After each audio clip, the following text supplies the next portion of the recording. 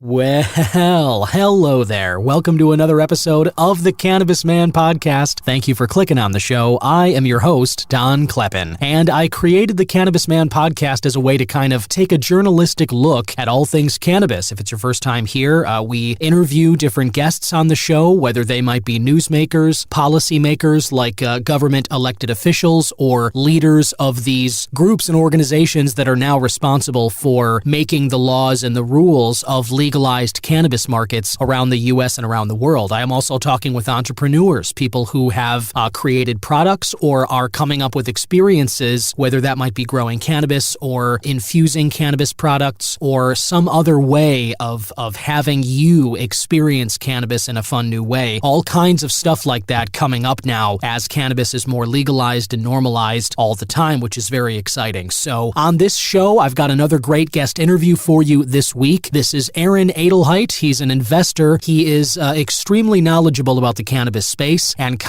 he shares some insights into, in his estimation, where the real opportunity for growth is in the future of cannabis. We all know that cannabis is a booming industry. There are some estimates that already put it at about $75 to $100 billion a year, even with this hodgepodge legalization, like patchwork network that we have going with some states legalizing, but federally it's still a Schedule I prohibited substance. There's this exciting stuff happening, but even in this sort of in-between, half legal, half not, it's still $100 billion a year industry, and that's only going up. But as Aaron Edelheit points out, the way that we're doing this, and we, by we, I mean the U.S. government and kind of here in America, the way that we're doing this patchwork state-by-state legalization here, as Aaron puts it, we're not incentivizing growth and investment in the right places. And in his estimation, there's a lot of people that are going to be kind of wiped out trying to get into this cannabis green rush, as we've been calling it, and it's just a very fascinating interview, so I look forward to bringing that to you as well. Also, I've got the News Joint Wrap, brought to you by Illinois News Joint, as always, looking at some upcoming events, some news stories in and around Illinois having to do with cannabis, just some developments. Obviously, as I'm living and working here in Chicago, Illinois, this is top of mind for me, and I love the work that Jason Brown and his colleagues at IllinoisNewsJoint.com are doing. So I'm going to bring you some of those stories, as well as my strain of the week. I'm going to tell you what I've been smoking on this week, and I've got another news story toward the end that I thought was worth bringing to your attention. All of that coming up on this episode, this 40th episode of the Cannabis Man podcast. Hit it!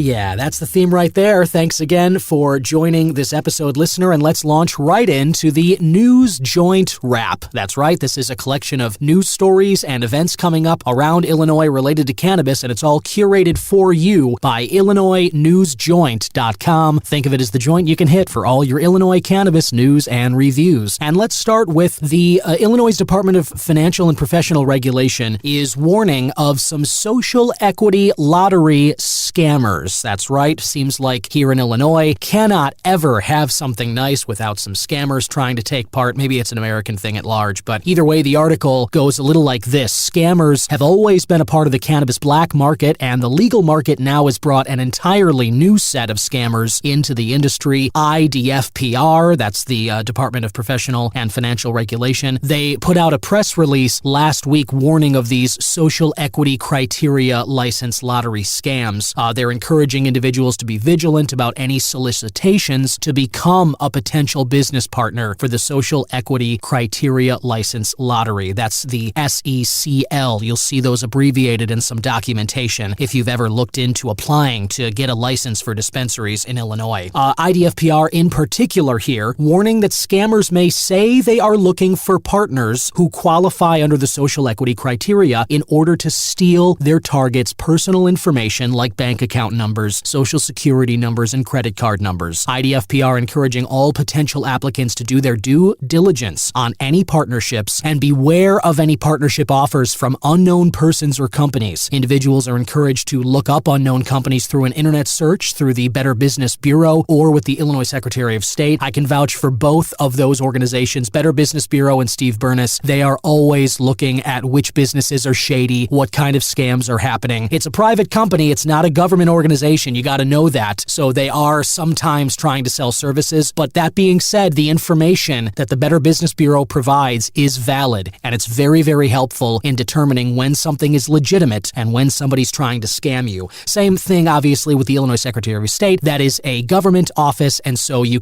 have the backing of the Illinois government behind you. Newly elected SOS Alexi Janulius. He's been doing some great stuff at the Illinois DMV, and I guarantee you they can help you with this too. But this is something that's crucial, okay? Because as we've talked about, the social equity part of Illinois' licensed lottery is definitely tricky. And obviously it's crucially important. As I've said before on the show, you cannot ignore the social equity component of this. You cannot say as a country to a group of people who have been disproportionately impacted by the war on drugs, who are still, many of whom are still behind bars in various states for doing something that we are now encouraging in the states that legalized it. You cannot ignore that fact. That hypocrisy is still enacted today. There are people behind bars right now for smoking cannabis, for moving cannabis, and that is stuff that we're encouraging in these legal states just like Illinois. So you can't ignore the social equity component. You have to try and you have to try and address some of that damage that was done by the war on drugs, specifically to black and brown communities there. And these scammers, this issue, which is really pernicious here, IDFPR's warning about the scammers. These people, okay, are with money, are looking for those who qualify for social equity. That would be black or brown people who are from communities who have been disproportionately impacted. Could be veteran status as well. Could be which communities you live in or which communities your family lives in. There are some residency social equity implications as well. So it's not just, only black and brown people, but obviously that is the major group that's going to be targeted by these scammers, presumably. So if anybody's reaching out to you and saying, hey, you want to partner up and do this social equity cannabis lottery thing, just be wary. Just keep, common sense in your head and realize that if somebody's reaching out of the blue and saying, hey, I got a great opportunity for you, pal, treat it kind of like that Nigerian prince who's asking you to send him $10,000 via email so you could be a millionaire after that. Just treat it like the scam that it is. And if somebody that you don't know or recognize is reaching out to you and offering you some kind of deal of a lifetime that sounds too good to be true, chances are it is, and just report it to the Better Business Bureau or the Illinois Secretary of State. Moving on to our second story, Illinois Senate bill considers cannabis drive-through pickup. Loved reading this story. Illinois might go from no legal curbside pickup for registered medical patients to legal drive-up window service if a recently introduced Senate bill becomes law. Now, I've been talking about this for the last several months. I said toward the end of last year that I believed that Illinois curbside pickup and delivery functions for cannabis would be legalized in 2023, and I still believe that strongly, and this Senate bill just further sort of confirms that suspicion of mine. February 10th, earlier this month, a senator by the name of Ram Villavalam, Villivalam, apologies for that, I hope I'm not mispronouncing it, but he introduced Senate Bill 2281. This bill would, quote, establish a protocol to dispense cannabis on any real property or parking area under the dispensary's ownership or control, such as transactions at drive-through windows, requires the protocol to adhere to the requirements for point-of-sale dispensing, transactions under the Acts, the Cannabis Regulations and Tax Act, removes language prohibiting dispensing organizations from operating drive-through windows. So, removing from the Cannabis Regulation and Tax Act that language which prohibits them from running drive-through windows, that is being removed by Senate Bill 2281. It also prohibits dispensing organizations from transporting cannabis to residents or other locations beyond the real property or parking area under the dispensary's ownership ownership or control. So this is not talking about delivery to your home yet from the dispensary. That is not what this Senate bill is in particular. This one is you might still be able to go to a dispensary, and instead of having to wait in line or whatever, you can just do a drive-through, never have to get out of your car, or your caretaker can drive to the dispensary and take it from the drive-through. Still definitely a step up, not quite the at-home delivery, which is still on the horizon. I guarantee you that. I still believe that maybe we'll see that later this year, certainly before 2025. I am positive of that. We will have cannabis home delivery, and I bet you by 2025 you'll be able to place an order through your DoorDash or your Grubhub app, and they're just going to be able to do it like any other alcohol or food delivery that was really popularized during the pandemic so much. Illinois has until June 30th to amend the law before the variance which allows curbside pickup expires. During the pandemic, IDFPR incorporated a variance for Illinois cannabis laws that allowed cannabis curbside pickup for registered medical patients, but again, they did not have drive-through windows. They just didn't implement those. That variance expired at the end of last year, and since, 2 new variances have extended curbside pickup until that June 30th deadline. So that is what's developing with Senate Bill 2281. Some drive-through windows might be heading to your local Illinois cannabis dispensaries. And then a little event coming up this week, Thursday. High Minded Events is hosting Budtender Choice Awards on Thursday. It's the inaugural Budtender Choice Awards. It'll be February 23rd is Thursday. I'm recording this on the 21st. If current dispensary employees or new dispensary license holders have not received an invitation to the event, you can still request one. There's a link at IllinoisNewsJoint.com inside of this article. Registration has now closed. It closed last night at 10 o'clock from when this was released, this episode. All guests have to pre-register if you're going to the Budtender Choice Awards. Walk-ins will not be permitted to the event. High-Minded Events set out surveys to budtenders throughout Illinois, asking them to select their favorite brands in various categories. High-Minded Events has collected and tallied those results and will announce on social media Thursday the winners in the categories of top device, best packaging, best social media account, doing the most to move the Illinois industry forward, best tech platform for career development, top social media influencer, best topical/transdermal brand as well. There are some other brands and categories that are listed in this article as well, including top chocolate edible, top gummy edible, top edible that's not a chocolate or gummy, device brands, everyday flower brands, solventless concentrates, and overall product packaging and more. You can look at all of these categories. You can see who has been entered, and keep an eye out Thursday for that social media announcement of the High-Minded Budtender Choice Award winners for all these categories. And remember, you can find out more about these events and news stories, and you can listen to all the Illinois News Joint wraps of the past at IllinoisNewsJoint.com. And now it's time to move on to the strain of the week. This is one of my favorite parts of doing the podcast, just kind of sharing with you the strain of cannabis that's been powering my week. And if you've listened to the show before, you know that I love to pair my cannabis with coffee. And that is what I'm doing this morning on February 22nd when I'm recording this show for you here. And my coffee is a nice Costa Rican blend, low acidity. I love the high altitude coffees, been really on that kick lately. But I don't really put anything in my coffees. I just kind of drink it black. I started doing that in my early 20s just to kind of eliminate the extra calories and sugar of some of those coffee flavorers and some of the additives that people put in them. So I enjoy just plain black coffee, and I like trying coffees from different areas of the world. And I've been really enjoying some of these high-altitude, low-acidity coffees from places like Costa Rica, so cheers on that.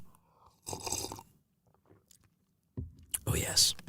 And the strain of the week, the part that we all care about. Let's be real here. The strain of the week that I'm going with is a sativa. Surprise, surprise. Regular listeners know I'm a huge fan of sativas. Definitely pairs well with coffees. And this week's strain of the week is from Cresco Labs, and it is titled Strawberry Milkshake. Love the name. Nothing better than a strawberry milkshake on a summer day after a cheeseburger. My fiance Gretchen, her nephew, was just visiting with us over the weekend, and we took the little guy, he's about 7 years old, and we took him to the Shed Aquarium. We took him to the Lincoln Park Zoo, and we were able to get some burgers and milkshakes after the zoo, and boy, that really really hit the spot. It's been a long time since I've had a burger and shake. We're kind of doing a weight loss plan to get, we're shedding for the wedding, as they say. And so we haven't really indulged too much food-wise, and man, that burger and shake hit the spot. And so I was looking for a strain to kind of complement, and strawberry milkshake really jumped out at me. I happened to get the strawberry flavor. It's when I got the milkshake on Sunday, that's something I tend to enjoy. Gretchen, my fiance, and Tommy, her nephew, both got chocolate shakes. And I feel like that's kind of a more popular choice. Chocolate shake is great, but I, for whatever reason, have always been partial to a strawberry milkshake, and so maybe that's why this strain kind of jumped out at me. But as they describe it at CrescoCannabis.com, strawberry milkshake is a perfect pairing for a nice day outside. Let me go ahead and emphasize that Sunday was a beautiful day around the Lincoln Park Zoo. It was kind of sunny. I mean, beautiful for February in Chicago, let's say. Let me put that standard right out there. It was 50 degrees, partly sunny. Definitely not like a day in paradise, but after winter in Chicago and for a February day, 50 degrees and sunny is pretty amazing. So everybody was in a great mood, and I was able to take some dog walkers with this strawberry milkshake out and burn a couple of those. And under the sunshine on a nice day outside, the strawberry milkshake is really, really nice. This is a cross between strawberry and Thin Mint Girl Scout cookies. Those are the parent lineages, and those combine to create this strain of strawberry milkshake. It boasts top terpenes of myrcene, caryophyllene. It's fruity. You get some strawberry notes, paying homage to its namesake, obviously. It is really delightful. It gives you a boost of energy, happiness. Some people report getting the giggles. I didn't necessarily feel that myself. I did, I guess I had some good laughs. Felt like kind of a typical cannabis experience. The average THC they report is between 18 and 25%. This particular brand, for me, this batch is hovering at about 21%. And I picked this up a couple of weeks back, and the harvest date officially is November 27th of 2022, packaged on December 20th. So very, very recently, the freshness is there. I felt the happy and energetic effects. Again, the prevalent terpenes of the caryophyllene, the myrcene there, and the flavor of a fruity strawberry. Really, this is a kind of strain that is just perfect for a day outside. Summer is coming. You pick up a few of these when you're going out for a picnic, or when you do have some kind of, gathering, or you're hanging with your friends, or it's just perfect for socializing. It's perfect for maybe going for a walk or having a picnic outside with your significant other or something. Strawberry milkshake from Cresco Labs. This is something I highly recommend. Spring, summer, they're coming. They're on the way. They're around the corner. And get yourself a nice outdoor sativa like strawberry milkshake to put yourself in the mood to, have a nice day outside under the sun. Cheers.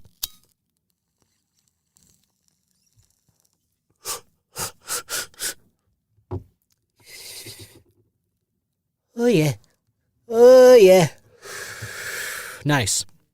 So fruity. I love that. And speaking of smoking, I'm smoking the strawberry milkshake out of this little piece, which I picked up from 420pipes.com. Listeners, I'm an affiliate of 420 Pipes ever since I interviewed Nick Thomas on the show. I love the business model that they have there. They have this Smoke Local initiative where you can go to 420pipes.com, and let's say you're not interested in the $4.20 product selection that they have there every single day. Let's say you're not interested in that. You should be, because they're well made, and because who wants to spend $20 on a new piece every few months when you've got that dead resin clogging up your airways there? Dead resin, talked about that with Ethan Stockton and Matt Ross last week. I'm trademarking that. Dead resin is real. I love the name of that, and that's that junk that gunks up all of our glass pieces. Who wants to clean that? Who wants to spend the labor? Who wants to get that stickiness on your fingers and the smell in your smoke area? I certainly do not. And so the $4.20 options that 420pipes.com has every day to replace your glass pieces every week or so, however long it takes for you to gum up the works. I love 420pipes.com for that. But let's say you're not interested in the $4.20 products they've got. Let's say you're not interested in the sample box where you can subscribe for new stuff to arrive in your mail every single month from 420pipes.com. Cannabis products like glass pipes, like grinders, like pipe cleaners, if you do like doing that. But if you're not interested in that stuff, they've got the Smoke Local initiative where you put your zip code wherever you're living, you type that into 420pipes.com, and they will populate a list of local head shops of cannabis product shops near you. And you can buy their products, supporting a local business near to you, and having their products shipped to your home through 420pipes.com. You never have to get up and leave, and you can still support a local business and get the cannabis products that you want. 420pipes.com has these deals every single day, along with the products I mentioned for $4.20 every day. They have other ones that are higher tiers. I've got a wonderful bong. They've got these locally made acrylic bongs, and those are obviously a bit more expensive. They have several tiers that go higher than that $4.20 tier, but to have options that low every day, I think is wonderful. And to be able to support a local business without ever leaving your home and being able to have it shipped to you, I think that is a wonderful initiative that they're starting, Smoke Local. And remember, whatever you buy at 420pipes.com, use the promo code CannabisMan at checkout, and you can knock 10% off your cart order. That is 420pipes.com, promo code CannabisMan to knock 10% off whatever you buy.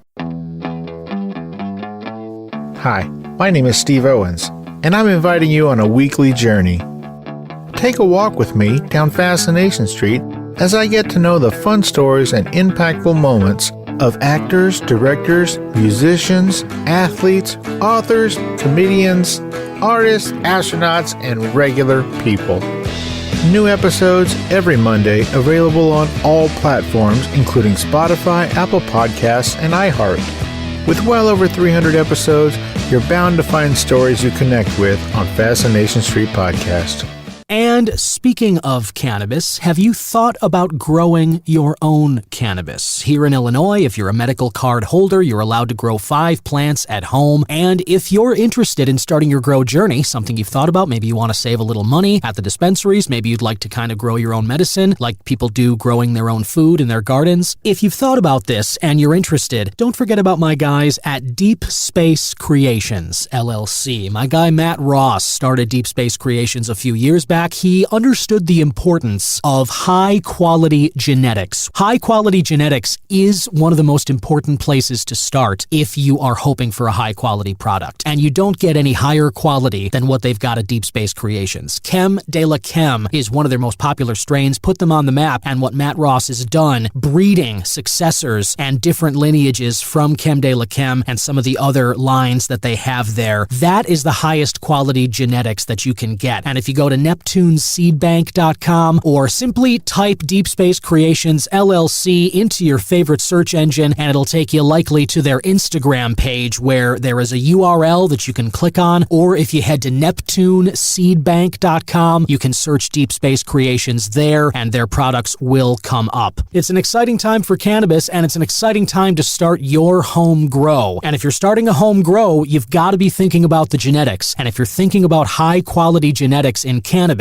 you've got to think about Deep Space Creations, LLC. Listener, my guest today is a man who wears many hats. He sold a real estate company in 2015 and has since founded Mindset Capital, which is a private investment firm. He's been featured in the Wall Street Journal, CNBC, Bloomberg, and the New York Times. He's given lectures on entrepreneurship and investments all over the U.S., Canada, and South Africa, and he is one of the social venture partners in Santa Barbara working on homelessness, and also the author of the book The Heartbreak, The Case for a 24/6 Lifestyle. I also understand a big fan of non-dairy chocolate chip cookies. We'll find out more about all of that. Please welcome Aaron Edelheit. Welcome, Aaron. Thank you for having me on. I appreciate you jumping on here. And I just want to... By the way, speaking of those cookies, yeah. I just found out my wife just introduced this amazing Ghirardelli. Oh. Chocolate. They just came out with non-dairy chocolate chips. Whoa. And they're so good, it's ridiculous. That's amazing. That's amazing. I will definitely take a look for those. Ghirardelli is, I mean, that's great chocolate, so I'm down to try anything they do. For it to be non-dairy, it was a big moment over Thanksgiving. Yeah, no, that's impressive and something to celebrate, certainly. You know, perfect for Thanksgiving discovery, definitely. I'm curious, since we're on that, is there a reason the non-dairy preference, just healthier, that kind of thing? I can't, my body can no longer properly process it. Fair enough. That's a good reason to abstain. Good as any, I would say. So, as I mentioned, you founded Mindset Capital, which is a private investment firm, and obviously you work in investing. And this is a cannabis podcast, so I want to talk about that. But first, just tell me, how did you? You've done a lot, and when did you first get kind of bitten by the entrepreneur bug? When did you want to build something for yourself? Well, I think I really got bit by the investment bug very, very young. And I remember my dad reading the Wall Street Journal, and I'm going to date myself because I don't think they have it anymore, but all the stock tables, pages and pages of stock tables. And I asked him what it was, and he told me, and I just became fascinated at a very young age. And then the more I read, the more I studied it, the more I became fascinated. And so that's kind of where my interests lie. Really started as an investor. The entrepreneurship bug kind of really hit me only really as an investor when in 2008 I started first with a friend buying foreclosed homes, fixing them up and renting them out, and then launched my own, what I thought was a side partnership as an investor. And then when I really understood the opportunity, went really big and eventually bought 2,500 single family rentals. And that's the first company where I became, kind of an entrepreneur, not just an investor, where we had our own property management, renovation, et cetera. And then we sold that company to a public real estate investment trust in 2015. That's awesome. That's awesome. And good for you. That sounds like it was quite a journey. And now to be back, doing, what you really love, investing and all of that with Mindset Capital. Before we kind of get to what you do there, you live in California, yeah? Yeah, yes. I live in Santa Barbara, California. Love it. Such a beautiful place. One of the greatest places to just kind of linger at in the world, as far as I can tell. And that's California. Obviously, was an early adopter of cannabis, even before it was officially legal. California was pretty well known for cannabis use. And I'm just kind of curious, when were you first introduced to it, and what made you interested in it? So I was first. So one thing you should know is that it's probably related, but I'm a workaholic, driven in ways I don't fully understand. And it's one of the reasons I spent 3.5 years working on a book about the business case for the Sabbath, which is, I wrote a book called The Heartbreak, you mentioned, called The Heartbreak Case for a 24/6 Lifestyle. Is really just to have a day where I'm not working and to really protect myself against my own, in some ways can be my own worst enemy, but it's related as I suffer occasionally from like really bad bouts of insomnia, which is perfectly fine when it's terrible when you're single, but I have 3 small kids. Right. And it's really bad when you have small kids and you not only need to work, but you need to be a good parent. Yeah. And so my first real introduction to cannabis was, hey, is there a non-pharmaceutical drug that can help me sleep when I go through these terrible bouts? And what I've come to find is that I now have cannabis gummies that are not only THC, the active ingredient in cannabis, but CBN, which seems to help for sleep. And now just knowing it's in my cabinet that I can go and get it if I need it is very helpful. And occasionally I'll just go through periods, whether stress or what have you, where I can't sleep, and I can take it for a couple of days, no real grogginess in the morning, reset my sleep system, and sleep perfectly fine. And it is just life-changing, frankly. And so that has helped. And then researching the whole cannabis space at the same time feeds into one of the things that I've done over the course of my career. Is I started investing in small cap, micro cap companies that were underfollowed or going through restructurings or turnarounds. And then and small caps and micro caps are generally less efficient, have less coverage or no coverage, no one really following them or paying attention. and then getting into housing, buying single-family homes when no one wanted a home, and there was no institutional ownership of homes. And now going to cannabis, which because it's federally illegal, there's very, very little institutional participation or ownership, and very little, research coverage. And so there's a lot of inefficiency. Kind of all comes together with kind of the unifying thread over my investment career, kind of drawn to these situations where I don't have a lot of competition. Yeah, no, that makes sense. And just to kind of go back to the insomnia thing in cannabis, I find that totally relatable, and I've spoken to a lot of people on the show where that's the exact same case. I think that the desire to achieve sleep, restful sleep, is something that has driven a lot of people, myself included, to discovering and then utilizing cannabis, and found it life-changing, as you did. And then from there, you're like, oh, wait, it's not like I know many people who are involved in the industry who've been smoking or consuming cannabis in some way, shape, or form their whole life. That wasn't me. Mm-hmm. And now I have branched off where I occasionally, will enjoy cannabis just for pleasure. Yeah. And the other benefit is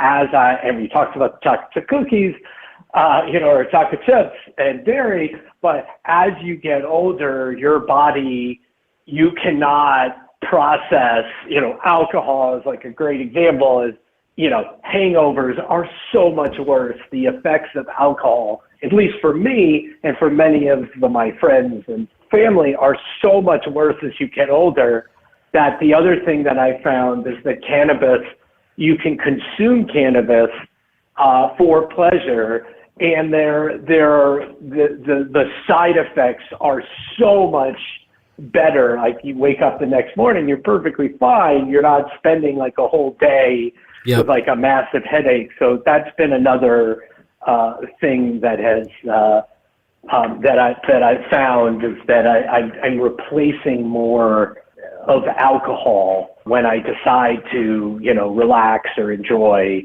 than in the past. Right. Yeah. And that too, I think that's a great point because, you mentioned earlier, pharmaceuticals, if you might be prescribed something for insomnia, and then the recreational side of things like alcohol, we have a lot of substances in our lives that just have a much more punishing after effect, after their use. And cannabis offers such a wonderful alternative. It just doesn't have that same it doesn't take as much out of you for using it, and you're okay the next day. I completely agree. That's why one of the things that I like to think of cannabis is kind of like the great substitute, mm-hmm.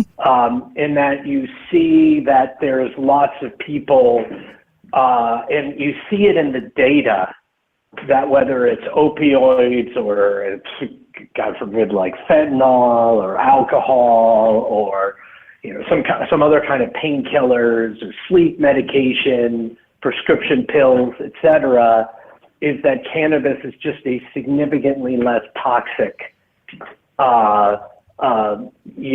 replacement. Right. For many things that people are already using. Totally. Whether illegally or legally. Right, exactly. And because of that, it just offers, such opportunity. And it's one of the many reasons why there's so much excitement around it. But at the same time, like you said earlier, the industry at large, because it's still federally illegal, there is not much regulation. There is not much research in terms of, building structures of companies and businesses and stuff like that.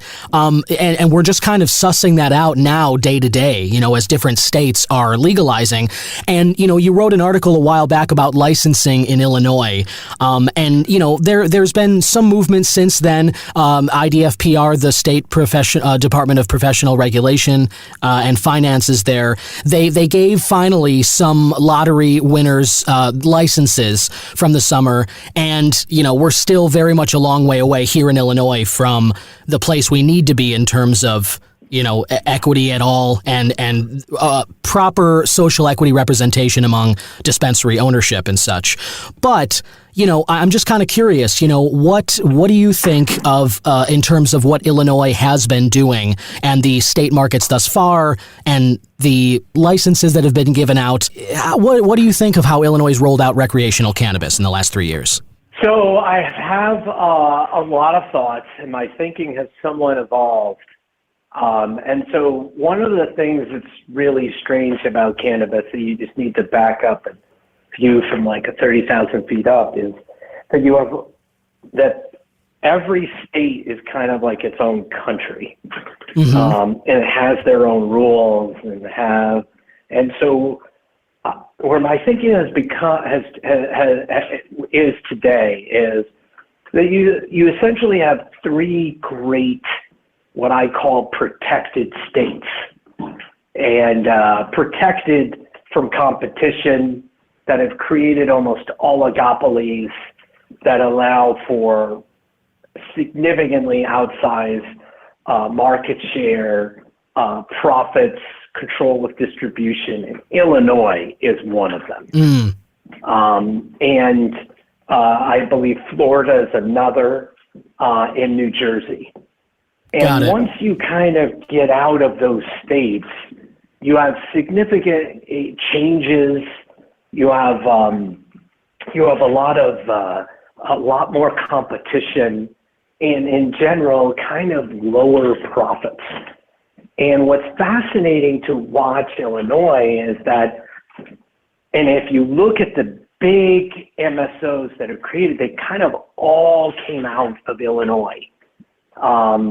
Like GT, Green Thumb, right, Cresco, Verano, Cresco, right, they all came out because it allowed them the cash flow to be able to then go and expand into other markets, because they could not only, they were not only protected, like they controlled the dispensaries, they had the big production no one else could get, and it was adult use, and other states were illegal, so you had out-of-state residents coming into Illinois with limited competition.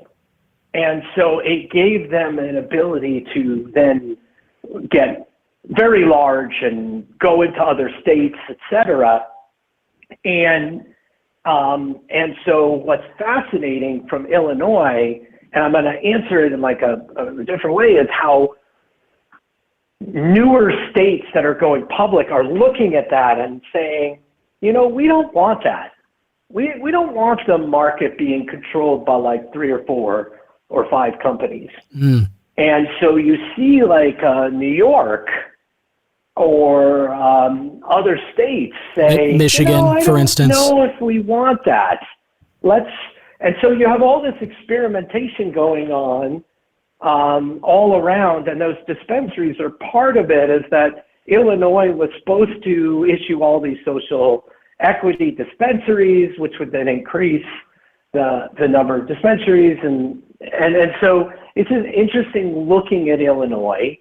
I actually have come to believe that Illinois is more of the exception to the rule than the norm, which has made me a little more bearish on the larger MSOs and how, if they're able to duplicate what has been created in Illinois. And so when I look at all the states coming out, whether it, that are going adult use, whether it be Maryland, how Massachusetts is working, New York, et cetera, there's a lot more of the newer markets are having caps, are having ownership caps, the number of dispensaries you can own, that are capping the size of cultivation, that are making it much, much harder for larger companies to just come in and just dominate the market.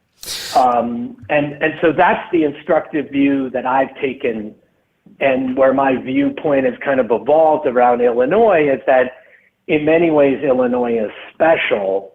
That's good if you're in Illinois, but it's not great if you think that Illinois can be duplicated. It's fascinating. A great way of spelling that out too, because I just had some guests on recently who had at one point filed a lawsuit. They did have to drop it, but basically they kind of accused those three companies that you just mentioned of forming a monopoly effectively on the market and establishing what they called kind of like the cannabis cartel. Effectively controlling all sides of it and being able to just, drive up those profits and elbow out any competition. It is an interesting, when you do look at it from the 30,000-foot view that you just kind of pointed out to, comparing it with other states, it is really fascinating to see the disparity, the difference in how those states are rolling it out compared with Illinois. And I think one of the biggest issues, one of the most offensive, I think, failures in terms of Illinois' rollout of legal cannabis was they professed the social equity part of it so loudly. That was meant to be such a central portion of it. And here we are 3 years later, and there is one operational social equity craft grow dispensary. It's in Rockford. And some other ones just got their licenses issued, and, there is movement, thankfully, but I think the evidence is clear 3 years later that the case of the cartel part of it, the large MSOs controlling the market and just like letting a little trickle of these social equity private owners, kind of outside that ring come into the market. I'm glad that other states are doing it a different way. I think that, but that brings me to a question to you as well. My next question, I guess, would be there in Colorado, they had the first recreational legal market, I believe, in the U.S. And recently their union there of licensed growers, they're asking for a moratorium on licenses issued. They are arguing basically that the value of the crop, the value of their products has bottomed out because there have been enough licenses they're issued. There's enough people who are getting stuff on the shelves that's of low quality, whatever, that they've driven prices to nothing, and the profitability now is, I think, in question. So where I'm just kind of curious as to your opinion, like, there has to be some kind of happy middle ground between what Illinois has done and just completely elbowed out, kept it very tight in terms of which licenses are out there, and what, let's say, a Colorado has done, which is, I guess, sort of flood the market with licenses to grow and dispense and drop the value of the product.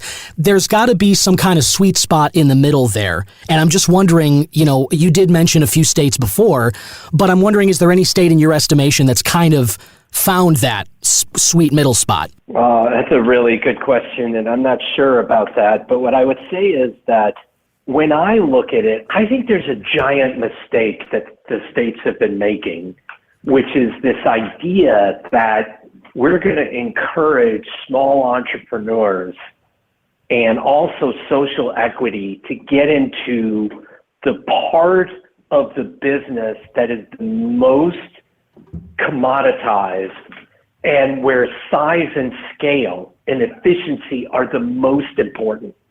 It seems totally absurd that we're trying to push all these people into agriculture, which is capital intensive and depends on size and scale, and then are flabbergasted or shocked when there's suddenly oversupply and small scale, subscale farmers with no cost efficiency and limited access to capital are floundering.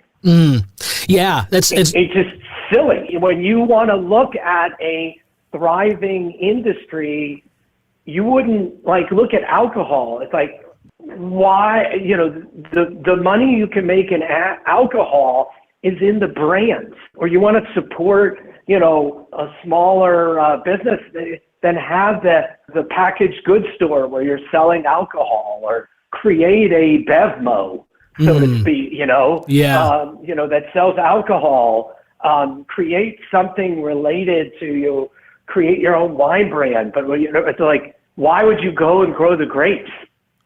Like that, The grapes are only really should be grown in a couple of places. Yeah. And it's not a great business, and you need to have size and scale and really know what you're doing.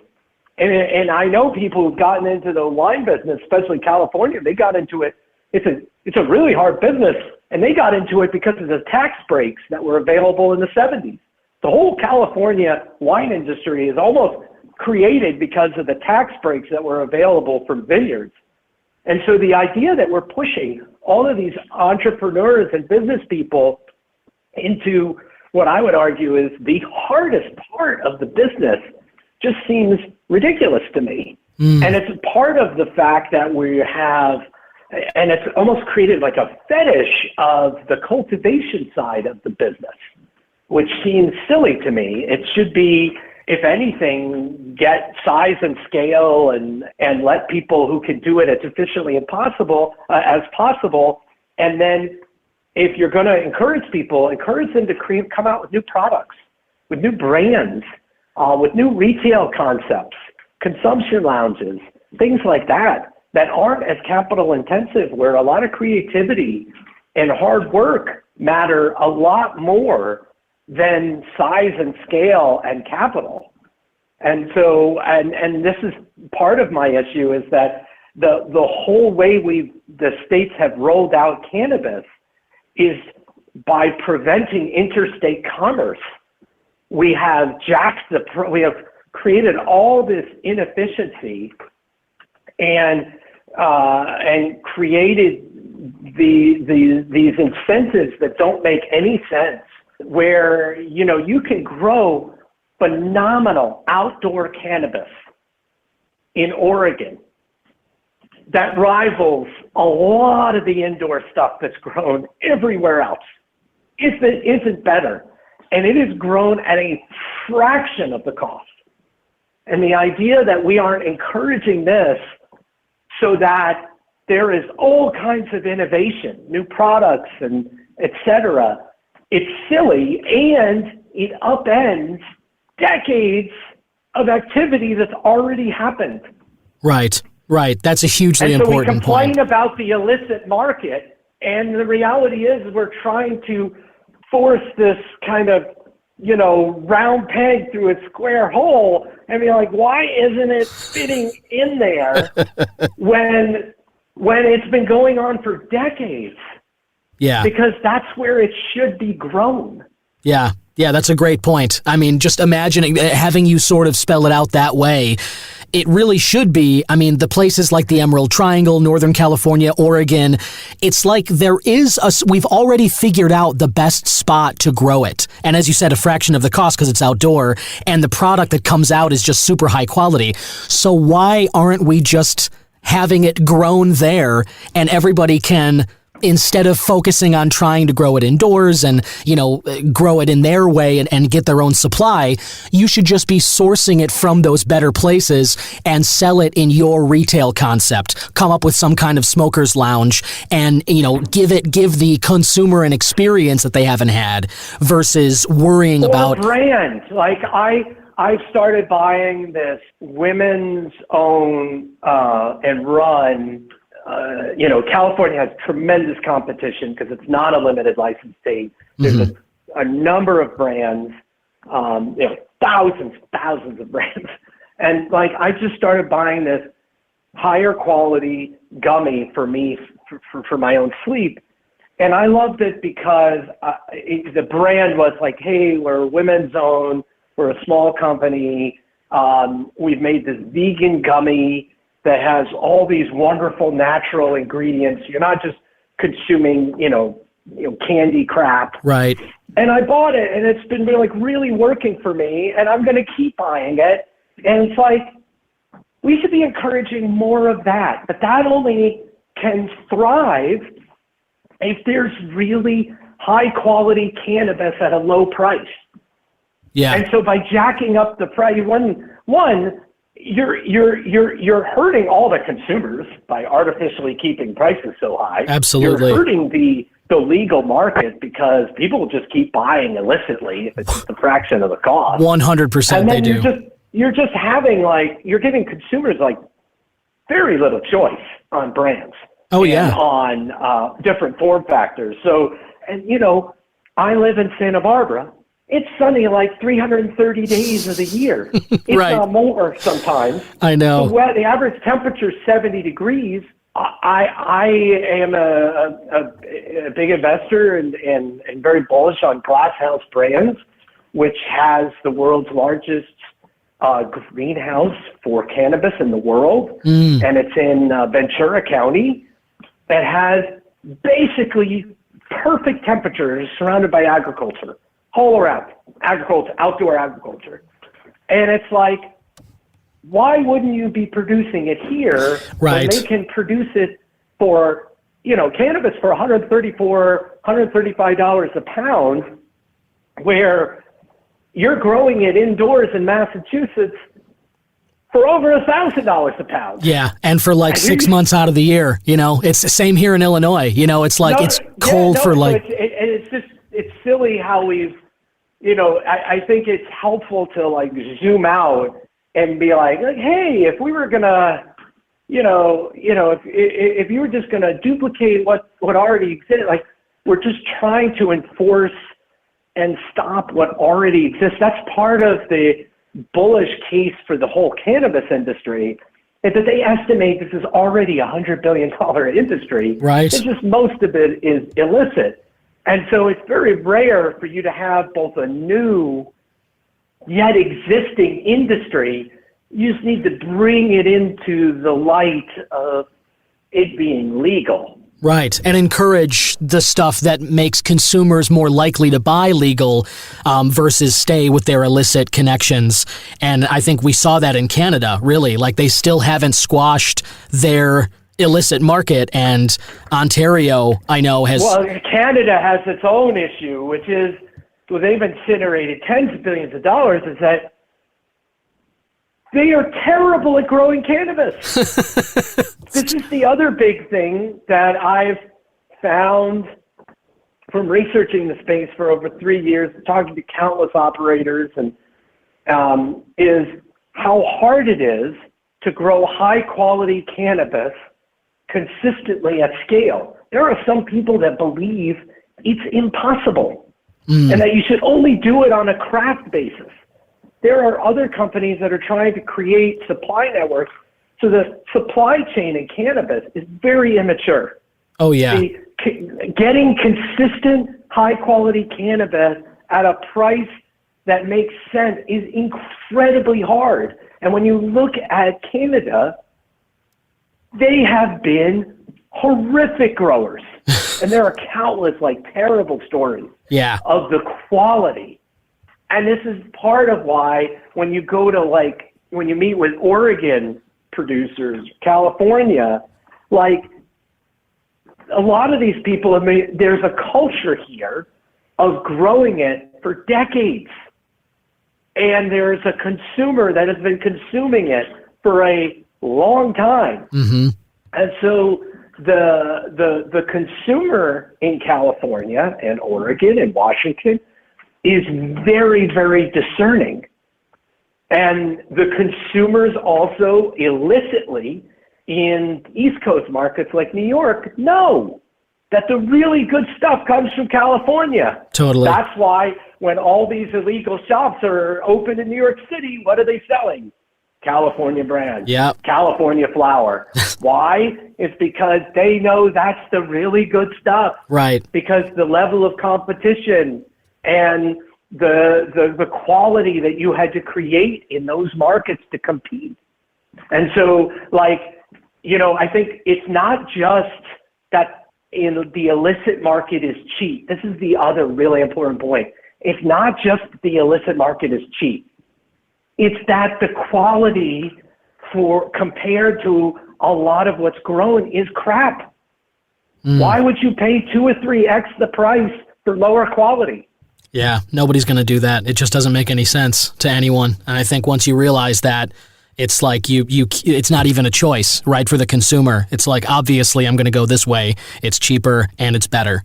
And so I've shifted my thinking and my investments to hey, what specifically is this cannabis company going after? What are the competitive advantages they have? What piece of the market are they going after? Where I've come out to is you're either a craft niche cultivator, producer, and you're selling a very high quality, but not in massive size, and maybe you have a bunch of markets where you're piecing this together and you have a great business. Mm-hmm. Or you're going after, which is like Glass House, of like the lowest possible cost, because you're utilizing the sun and incredible weather, and you're producing cannabis at a level no one can compete at. And it's like Budweiser, like the equivalent of Heineken at scale. And in between those bookmarks, everyone in between is going to get destroyed, either slowly or quickly, because you just won't be able to compete with those two ends. Everything else will be commoditized to the point where you won't make much of a return making median cannabis at not a great, at a relatively expensive price, because there won't be much margin in it. Man, I just, the way the picture that you paint there for me, it really crystallizes, I think, why it's so problematic here in Illinois. I was just speaking with people who were talking about the startup costs, like the barriers to entry for anybody applying for a dispensary license, social equity or non. And they were talking about how the state asks for $250,000 and just to apply for the license, which you're not guaranteed. And if you don't get it, they don't give you that money back. And if you do get it, now you have to get your space up and running, and you have to all the other costs associated with getting the business up. And now, Aaron, as you're talking about, the margins for somebody who's cultivating here in Illinois to grow stuff in an environment that doesn't have that sunlight that California does, that you'd have to have indoor infrastructure, which costs a lot more to grow than outdoor does. It's just, so many people are going to get creamed, for even trying to get into this. In an industry where capital it's basically non-existent, you're just not going to have much competition. But I want to touch on your dispensary side, because that's actually really interesting. And that's where, when you look at the larger MSOs, that's where there probably is the largest potential for value creation, in that, because the states can control who sells and who doesn't. And they can make it really prohibitive for everyone to open new dispensaries. And not only that, not only do you have the state that can control that, but the local municipality can really exercise a lot of power. And I firmly believe you're just not going to have a lot of municipalities that are going to want like 50 million dispensaries. And so what I see across the country is a lot of municipalities basically saying, hey, we'll allow 3. Right. In our town, Santa Barbara is a great example. There's only 3 dispensaries in Santa Barbara. And not only that, in California, something like 60% of California, there is no legal dispensary. Because the local municipality, I see it in Florida, and I think there's a big potential for a lot of value creation in Florida, just because to open a dispensary, it's forced verticalization in Florida. So you need to, if you're going to sell cannabis, you need to produce what you're going to sell in your dispensary. So to open a dispensary, you need tremendous amounts of capital. You need not only the cultivation, you need the manufacturing, that product. So it's a huge barrier to entry. And so eventually, when you think about those towns or cities, it's like they're going to control how many dispensaries will be in Florida. And while you may eventually get interstate commerce, forced verticalization may go away, you're still going to have that local control where those dispensaries are really important. And so it's important when you're analyzing the space, and just to remember, it's super weird that most of the companies in cannabis are what's considered these multi-state operators, where they're doing everything. But that's probably not the end state. Right. When things are legalized, you're probably going to have distributors, wholesalers, probably going to have retail-only plays. You'll have cultivators. You'll have a house of brands. You may have some hybrid plays in there, but it's super strange what's going on, and it's only because we have this like weird federal illegality, state legal. Every state is its own country, and so you have a lot of weirdness going on. Totally. So it's really important to me at least, it's really important to look inside and be like, hey, what's going on? Where is there most likely to be the value? And it's important to strip apart, I think, the cultivation piece from the retail piece, and then actually the brands as well. It's really fascinating. And Aaron Edelheit, thank you again. I appreciate everything you're saying. I want to talk about your book as well, but last question, just on what you were talking about there. When we look toward federal legalization, right? Like, let's say they, hopefully sometime soon they take it off the Schedule 1 substance list, at the very least decriminalize it. But if they fully legalize and we are able to get this interstate system going, what's the likelihood that, let's say, the Walmarts, the Amazons, the giant corporations just start carrying it, and the DoorDashes and the Uber Eats are offering delivery and stuff? What's the likelihood that the major established corporations are just going to kind of come in and take the major business and distributions from the ones that are setting themselves up right now? I think it's very unlikely. Anytime soon. Again, because of the local and municipal rules. There are very, very strict rules of how it can be sold in your town or city, how the state rules are. And there's a big difference between interstate commerce and that it can cross state lines, and then how consumers can buy it. Gotcha. And the local cities and towns, counties, and the state can determine how exactly. I'll give you a great example. In Virginia and New Hampshire, if you want to buy liquor, you have to go to a state store.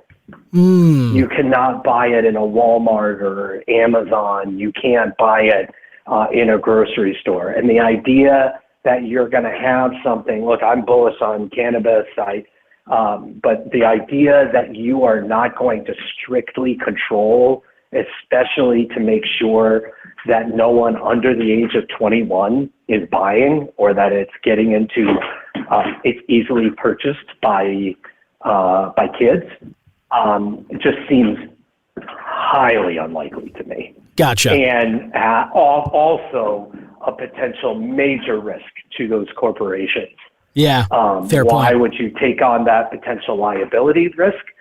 When you go into a dispensary now, I don't know what it's like in Illinois, but in California, they scan your, you have to step one. I go into this, small little room. They check my ID, and then I go into the next, and it's like very controlled. For sure. Same here. Yep. Very protected. I mean, this still, you can get really high, right? Like, no one's overdosing and dying, but like, this still alters, your state of mind. Totally. State of mind. And so you want to be careful with this, and that's how it's been rolled out. And I think just because it's federally decriminalized and allows interstate commerce, there still will be, kind of massive local and state control as to how and where this is sold. Great. Good. Gotcha. Thanks for that perspective. That's a really good point. Let's talk a little about your book, The Hard Break, The Case for a 24/6 Lifestyle. You mentioned that, that day off is really important to you as a workaholic. You kind of, if you're left to your own devices, I imagine you'll go 24/7. And, the book obviously deals with why it's super important to take that day for yourself. Can you talk a little about what's in the book and why that's important? Yeah, I just kind of tell my story, and I used to do it, and and I hit a very difficult part of my life where I thought, I started underperforming, and a couple of bad things personally happened to me, and then I just went through this very dark period. And first thought was like, hey, I just got to grind it out. I really have to put in more hours, and just I saw no benefit to that. It just kept getting worse. And I'm Jewish, so I fell back on my tradition. I was like, what if I just turn off my phone on a Saturday morning? So right before I went to sleep, and then I would try to make it till noon the next day. That's how addicted I am to my phone. And I did that, and I was like, okay, maybe I can make it till 2 or 3. And then I did that for, a couple months. And then finally I was like, let me try it the whole day. And the benefits were just so amazing to me. Like, just one, I felt free. 2, I started coming up with ideas. I had this whole recovery period. I found myself getting excited when I was turning back on. And I found that the quality of my work, the quality of my thinking radically improved. And I've now been doing it for, close to like 20 years. I could not imagine going back. It seems absurd to me that we are on call to every single person we've ever met or know at every waking hour. Like, how in the world could that be good? And so what I decided to do, especially after I sold my company, it was a lot of ups and downs. I tell about the American Home, my single family rental company. And I don't think I could have survived that if I wasn't taking a day off. And I decided to do a bunch of research and say, like, hey, what does the scientific data say on this? And are there other people that are practicing this in some way, shape, or form? And so I have over 200 footnotes in the book. My editor had me strip out dozens more, saying you're not writing a scientific journal, but the data is actually overwhelming, that it's like really bad for your health, what we're doing. It's really bad for your mental health. It's bad for your family. It's bad for business. It's bad for creativity and for innovation. And then I interviewed and profiled a bunch of people, atheists, Christians, Seventh-day Adventists, Jewish, who practice it in some way, shape, or form, that have been wildly successful. And so it's really kind of the business case. I spent about 3.5 years, something I feel very, very passionate about. It has been literally the best thing in my life.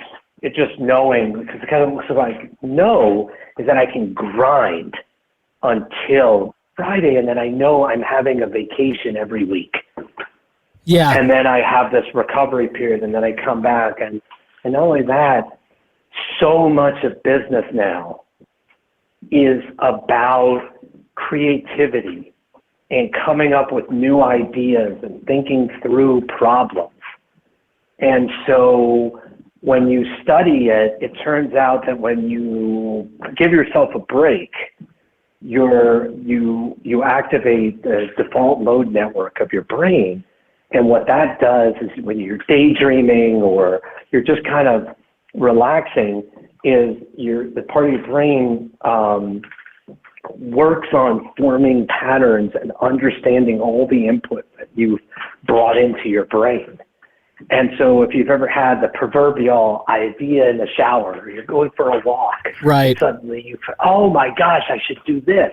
It's because your brain, you don't know it, but your brain's working on trying to process everything. And so just imagine being on your phone and working all the time. You're actually hurting your chances of like coming up with that next great idea or solving that problem by just not relaxing and not giving yourself a chance to breathe. And so it's been a huge positive in my life, and I just try to spread the message about that. And it's especially if you're investing. I mean, look, cannabis has been in a terrible bear market. Like the stock market's been terrible. Lots of people are, terrible performance. It's been a very hard year on a number of levels for lots of people. The last couple of years, because COVID has been really tough. It's also incredibly valuable just to remind yourself to be like, the world goes on, keeps spinning without you. Right. And that just to remind yourself that, like, I'm Aaron. I'm not an entrepreneur. I'm not CEO Aaron. I'm not, investor Aaron. I'm just Aaron. And Right. I can just be myself. And that's also important as well, is just to remind you what's important in life and to think more longer term than just the day-to-day moment. Man, that's so well said, and so many important points in there, and I can totally relate to that. I think especially now, you mentioned turning off the phones, like everybody is so addicted to them in that way that you mentioned, where even the prospect of turning it off for 12 hours like fills some people with dread, I think, and making yourself take that break and forcing to unplug. I believe everything that you're saying about the research proving how valuable that is, and for all the different reasons, I think it's super important. Where can people get the book if they're interested? I think you can get it on Amazon. Nice. Perfect. The Hard Break, the case for the 24/6 lifestyle. Aaron Edelheit, thank you again for jumping on so much. I know that also just Mindset Capital is your company. It's a private investment firm, but just curious if people are interested in that, where can they find out more about it and check it out? Oh, well, they can find me on Twitter, which I use pretty actively. My handle is Aaron Value, AARON Value. And then you can also subscribe to my free newsletter, which is mindsetvalue.substack.com as well. There you go. There it is. So, definitely check out the book and check out what Aaron is doing at Mindset Capital as well. Great newsletter full of information, exactly like what we were just talking about. Aaron, I kind of like to wrap these up by doing some quick hits questions, just 5 rapid fire. Sure. What do you prefer? You game for this? Sure. Go for it. Excellent. Right on. All right, cool. I start with morning bird or night owl. Which are you? Night owl. Nice. Right on. Late nighter. I get it. Favorite cuisine. Now, this is like a celebratory meal if it's your birthday or if you've got a celebration, you just sold the real estate company years ago, for instance. Where's the celebration dinner happening, or what is it that you're eating? Oh, that's a really good question. It used to be Italian food, but as I mentioned with dairy, I can't really process. It's probably like really great sushi now. Yeah, love that. Love a good sushi. Yellowtail's my thing. I'm a huge fan. Yeah. Substance of choice. I ask all my guests this. Whether this might be. Are you a coffee drinker in the morning? Do you like tea or? Yes. Yeah. Coffee. Coffee's the one. I never had a cup of coffee until my third child was born. Wow. And now I have at least one every day. I get that. I relate to that a lot. I'm a big fan. Specifically myself, I love the cannabis and coffee combo. I'm just a big fan of that regularly. Oh, I haven't tried that. I should try that. Yeah. That's interesting. I haven't tried that. Yeah, I'm a big fan. I always kind of talk about it on the show a little bit. It's something that's great. Something you like to watch, movie or TV show, whether it's a classic that you'll leave on anytime you come across it, or that you'll seek out, when you're kind of in the mood to be feeling any kind of way. What's something you love to watch? In general, I like to either watch stuff that's funny or watch something that's fantasy or sci-fi. It's the same thing with books. I really, really just want to escape when I watch TV, and I try not to watch anything that's too in the moment, political drama, dark or horror.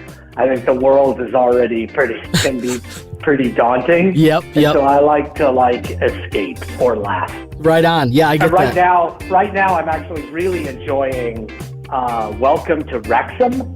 Oh, the soccer. Yeah. Ryan Reynolds and and McElhaney. Yeah. Bought a 50-year soccer club and are trying to turn it around. I think it's a phenomenal show, and I'm really enjoying it. It's on FX. Right on. Hey, I've seen promos for it, and I will definitely check that out. Thanks for that. It's excellent. Nice. In my opinion. Nice. That's awesome. I'm reading a book right now, sci-fi. It's House of Suns by Alastair Reynolds. And I don't know if you've read it, but I highly recommend it. It is just a sci-fi. I'll write it down. I love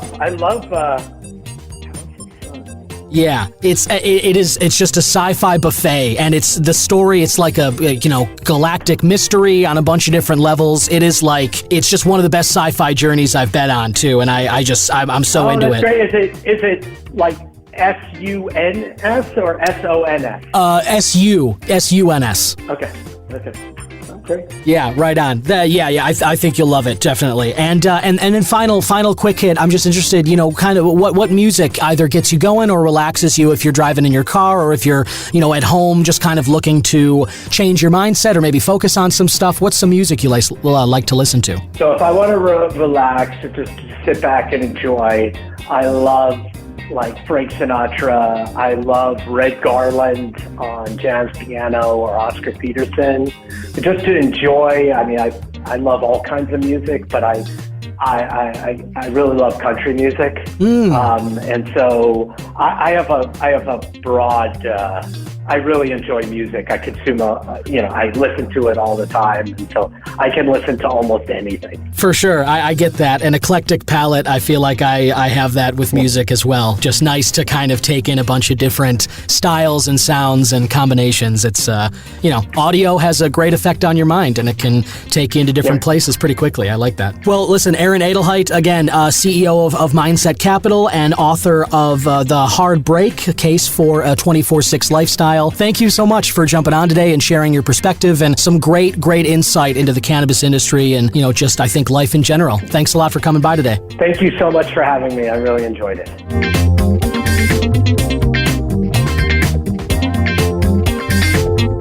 And there you have it, listener. I'd like to thank again my guest, Aaron Edelheit, the author of The Hard Break, The Case for a 24/6 Lifestyle. And you can find more of his stuff on his website or on Twitter, as he mentioned in the interview. Before I let you go, there was an article from Forbes that came out that I thought was worth bringing up. The title is AI-Powered Study on Cannabis Suggests Ways to Predict a Beneficial High, written by Emily Erlenbaugh, I believe, possibly. It was published February 17th in the morning. And I wanted to go through this because I kind of changed how I felt about it as I went through the article. At first, I was a little bit skeptical. I thought that it was maybe a study that just kind of told us something we already knew. And then as I went through, I found that it did expose some complexities surrounding cannabis and how it does interact with different users of it. And this new study, as the article starts, is shedding light on factors that might predict if a session of cannabis use will help ease an individual's symptoms or just make things worse. The study was put out this month in the journal Comprehensive Psychiatry. It found that the severity of mental health symptoms before a session of cannabis use could usually predict whether that session would be beneficial for the person using it. As the author notes, cannabis can create a wide variety of different experiences and effect between users, individuals reporting everything from deep relaxation, happiness, energy, and pain relief to intense anxiety, paranoia, lethargy, and depression. Sometimes the same individual can use the same cannabis on two different occasions and get different results. I have experienced that for myself, where I smoked the same cannabis 2 different days, 2 different circumstances, and just had very different experiences. And this actually gets back to something that I've talked about with friends of mine. I've brought it up on the show before, but it has to do with kind of the circumstances or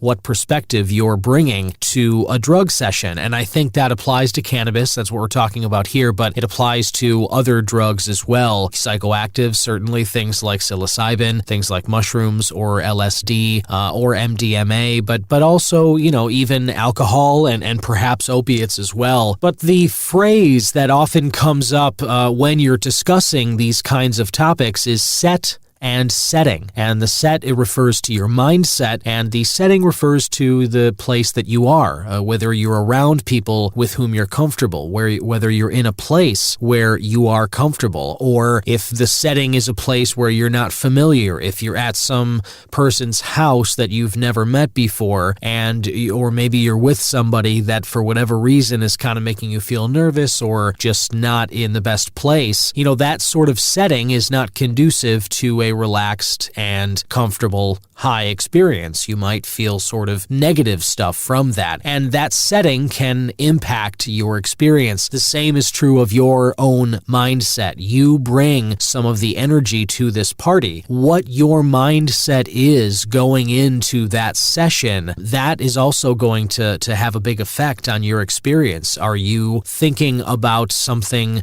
that happened at work earlier that day where you had an unpleasant or tense exchange with one of your colleagues or your boss, and now you're kind of nervous about what the fallout's going to be? Well, that tension, those nerves are going to ripple and kind of affect your high. That mindset is going to have an effect on you. And let's say you're hungry and maybe you're angry at somebody for, cutting you off on the road earlier on your way to this place. Hopefully cannabis would, just kind of help you shrug that off. But if you're in such a place where that just kind of triggered some bigger stressors that you're feeling right now, that obviously is not going to help you. You're just going to kind of snowball. You're going to spin around and go deeper and deeper into this rabbit hole where you're surrounded by those stresses and fears and concerns. And that's not a place anybody wants to be. And so this Forbes article kind of touching on that set and setting notion here, but I wanted to get to the study itself, and it notes that thus far the science predicting what kind of high someone would experience is mostly focused on factors like chemical compounds like terpenes, or how it was consumed like dabs versus bongs or bowls, or edible consumption, something like that. But as the article continues, the data on these cannabis experiences were taken from 1,307 cannabis users using the app Strain Print. This app allows cannabis users to record their own experiences while using cannabis to manage mental health symptoms. Machine learning models were then used to predict self-assessed symptom changes after cannabis use. Factors tracked during the process included anxiety, depression, insomnia, age, gender, and ratio of CBD to THC. Now, here's the interesting part. Researchers found that the severity of mental health symptoms before cannabis use could predict whether an instance of cannabis would be beneficial in terms of reducing the symptom. Age, gender, and CBD to THC ratio also played a predictive role. And an example that the author gives here, researchers found that those reporting lower severity in their depression scores before using cannabis had a higher likelihood of having symptom relief from cannabis, while those reporting higher severity depression tended to have worse symptoms after a cannabis session. This could suggest that cannabis might be helpful for those with mild depression, but likely more harmful for those in a more severe depressive state. Sort of an interesting subtlety.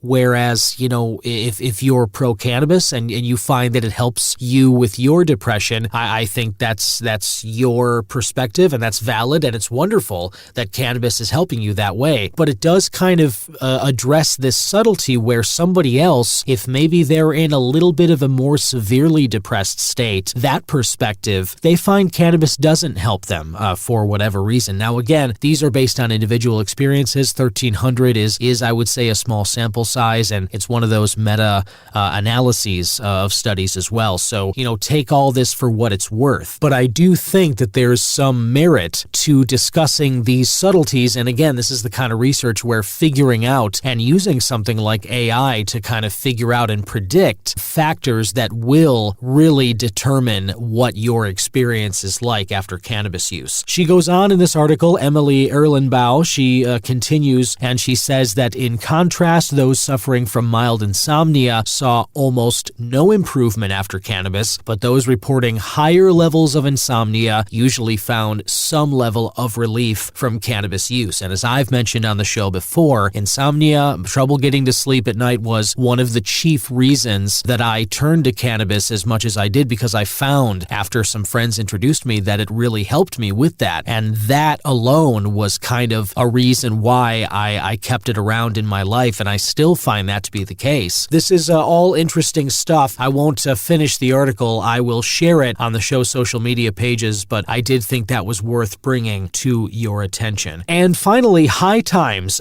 put out an article. This just came out today from when I'm recording this, Tuesday, February 21st. The headline here is a study shows current or lifetime cannabis use associated with lower blood pressure. Among the myriad benefits cannabis can offer, it looks like the plant medicine may be linked to lower blood pressure levels. This article, written by Keegan-Williams. And he continues, according to new data published in the journal Nature Scientific Reports that assess the relationship between cannabis consumption and blood pressure in a cohort of more than 91,000 subjects, both current and lifetime cannabis use are associated with lower blood pressure levels. These results were observed among all consumers, but in a higher manner in women, according to the study. French researcher Alexandre Vallée, might have been butchering that there, but conducted the study association between cannabis use and blood pressure levels according to comorbidities and socioeconomic status, noting the conflicting evidence surrounding cardiovascular risks of cannabis use. The author also cites the limited population focus of past studies, along with the fact that few studies surrounding cardiovascular health and cannabis look specifically at differences between sexes. The article goes on and says the study used data from the UK Biobank, a prospective cohort for the investigation, prevention, diagnosis, and treatment of chronic diseases like cardiovascular disease in adults. Now, the sample size is large, which is great, but the article kind of gets into the weeds of why people were cut out from the study and how the cannabis use was documented, which was through a self-reported questionnaire.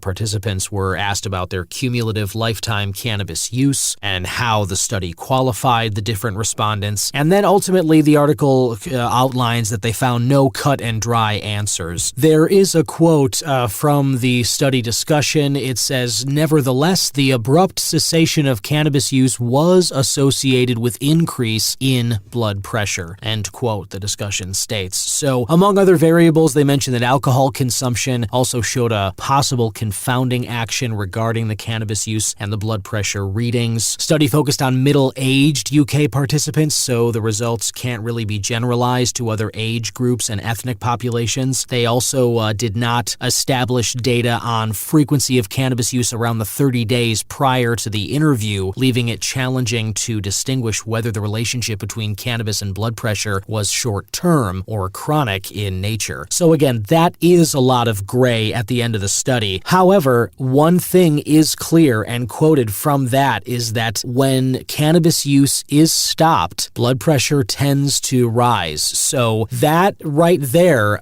does seem to indicate that regardless of whether you're a lifetime cannabis user or whether you're just using it currently, there does seem to be some relationship with blood pressure. And again, that's just one thing that is something else on this long list of topics related to cannabis that are worth pursuing. You can add this link with lower blood pressure to it. And again, this is a High Times article. I will share it. That's all I'm going to read from it. I encourage you to go through and read it yourself and draw your own conclusions with that. But I did think it was interesting and certainly worth considering as we move forward and cannabis, again, is more normalized and utilized in everyday civilized society. But that's all I've got for you this week. Thank you so much for listening. Be sure to watch the social media channels for the show at C-Man Podcast on Twitter and Instagram. You can also click the question or comments link in the description notes and leave any sort of reply or question. Love engaging with you on the topic of cannabis and anything else you feel like talking about, and leave a rating or review for the show on whichever platform you're using to listen to this on. I would very much appreciate that shout out and the love online. So we'll be back again next week with another great episode of the Cannabis Man Podcast. Have a great day. Cannabis Man is an original production of myself, Don Kleppen. Original theme music by Yusu Kim, aka Goodson. Other music by Pat Perez, and logo designed by Vorbroker Media. If you like the show, please rate, review, subscribe, and share whenever you can.